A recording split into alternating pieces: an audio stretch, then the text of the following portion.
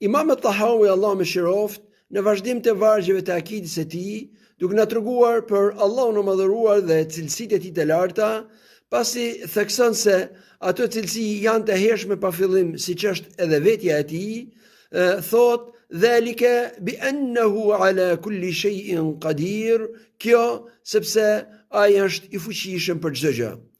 Dhe këtu autori, Allah më shiroft, e lidh faktin se cilësitë e tij janë të hershme pa fillim me faktin se fuqia e tij është e plot dhe e pakufizuar. E plot dhe e pakufizuar as nga koha dhe pashtu dhe nga dëshira. Siç është shprehur Allahu madhëruar disa herë në Kur'an, ku në lidhje me kohën ka thënë: "O kana Allahu ala kulli shay'in muqtadira." Dhe ishte Allahu madhëruar i fuqishëm për çdo gjë. Dhe e lidh me fjalën ishte për treguar se fuqia e tij ka qenë e përhershme me të. Dhe ndërsa në lidhje me dëshirën ka thënë: "Qul huwa al-qadiru ala an yab'atha 'adhaban min fawqikum aw min tahti arjulikum." Thua ju, o Muhammed, njerëzve se ai Allahu madhëruar ka fuqi t'ju sjell ju një dënim nga lart jush dhe po ashtu edhe nga poshtë jush. Dhe kur e ka dëgjuar profeti sallallahu alaihi wasallam këtë ajet, ka thënë: "A'udhu bi wajhik." I është drejtuar Allahut madhëruar duke thënë: "Strahohem o Zoti im tek fetyra jote", pra prej këtij lloji dënimi. Dhe kështu Allahu madhëruar na tregon se ky dënim ishte i mundshëm për të, ama nuk deshi, dhe kjo tregon se Allahu madhëruar ka fuqi edhe për atë që nuk e ka dashur.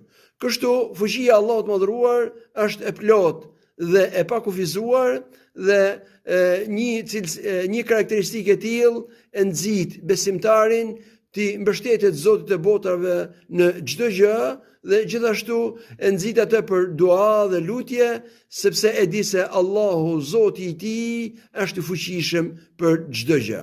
Dhe tani mund të pyes dikush dhe të thotë: po fuqia e Allahut madhëruar në lidhje me krijimin e një të ngjashmi me veten e tij, dhe po ashtu të zhdukaj vetveten, e po ashtu krijimin e diçkaje që të jetë edhe ekzistente edhe jo ekzistente njëkohësisht, ku qëndron?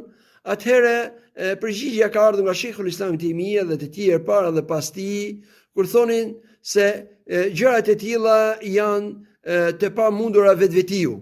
Dhe fuqia e Allahut madhëruar me gjërat e tilla që janë të pamundura vetvetiu nuk lidhet, sepse ato as nuk konceptohen dhe as nuk imagjinohen dhe s'kan realitet, dhe moslidhja e fuqisë së Allahut madhëruar me gjërat e tilla nuk është mangësi, madje mohimi i tyre dhe pastrimi i Allahut madhëruar nga gjërat e tilla është lartësimi dhe madhërimi i vërtet i tij.